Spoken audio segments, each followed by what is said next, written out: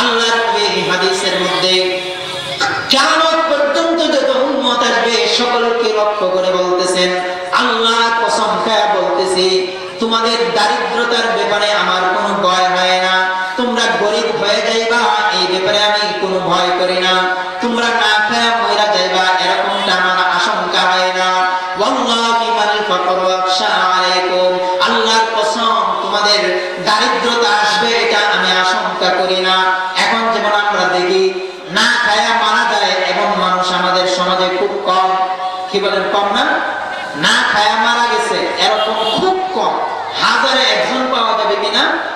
বেশিরভাগ মানুষই স্বাভাবিক চলতে পারে, আবার প্রাচুর্যতাও অনেক বেশি মানুষ আছে। আল্লাহর নবী হাদিস অক্ষরে অক্ষরে বাস্তবায়ন করেছে। ওয়াল্লাহি মান ফাকরু আখশা আলাইকুম, আমি ভয় করি না তোমরা দরিদ্র হয়ে যাবে, তোমরা গরিব হয়ে যাবে। ওয়ালাকিন্নী আখশা আলাইকুম, কিন্তু আমি ভয় করি আমার উম্মতেরা, আমি ভয় করি।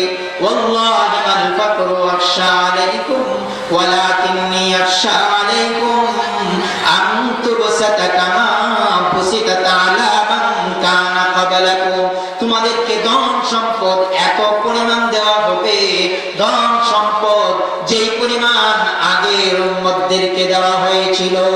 বলেন আল্লাহু আকবার।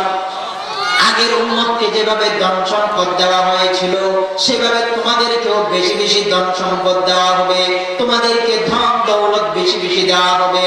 তারপরে কি হবে? তারপরে হবে ফাতানাফাসুহা কামা তানাফাসুহা, ফলে তারা যেমনি ভাবে ধন সম্পদ পায়া একজন আরেকজনের সাথে প্রতিযোগিতা করতেছিল, একজন আরেকজন থেকে কিভাবে বেশি সম্পদ অর্জন করা যায় সেই প্রতিযোগিতা করতেছিল, তোমরাও সম্পদের প্রতিযোগিতায় লিপ্ত হয়ে যাবে। তারপরে রেজাল্ট কি হবে? ফলাফল কি দাঁড়াবে? ফাআহলাকাতহুম কামা তুহলিকুহুম ফাআহলাকাতকুম কামা তুহলিকুহুম, এই প্রতিযোগিতা যেভাবে তাদেরকে ধ্বংস করেছিল তোমাদেরকেও ধ্বংস করে দিবে। বলেন না নাউজুবিল্লাহ। আগের উম্মত যেভাবে ধন সম্পদ পায়া আল্লাহকে ভুলে গেছিল, আল্লাহকে ভুলে যাওয়ার কারণে তারা যেমনি ভাবে ধ্বংস হয়ে গেছে, এই উম্মতকে আল্লাহর নবী ভবিষ্যৎবাণী দিয়ে গেছেন। আল্লাহর নবী বলতেছেন, আমার উম্মতেরা তোমাদেরকেও বেশি বেশি সম্পদ দেওয়া হবে, সম্পদ পায়া তোমরা মৃত্যুকে ভুলে যাইবে, সম্পদ পায়া তোমরা আখিরাতের প্রস্তুতি করতে ভুলে যাইবে, সম্পদ পায়া তোমরা হাসরের ময়দানের ভয়াবহতা ভুলে যাবে, সম্পদ পায়া তোমরা তোমাদের স্রষ্টাকে ভুলে যাবে।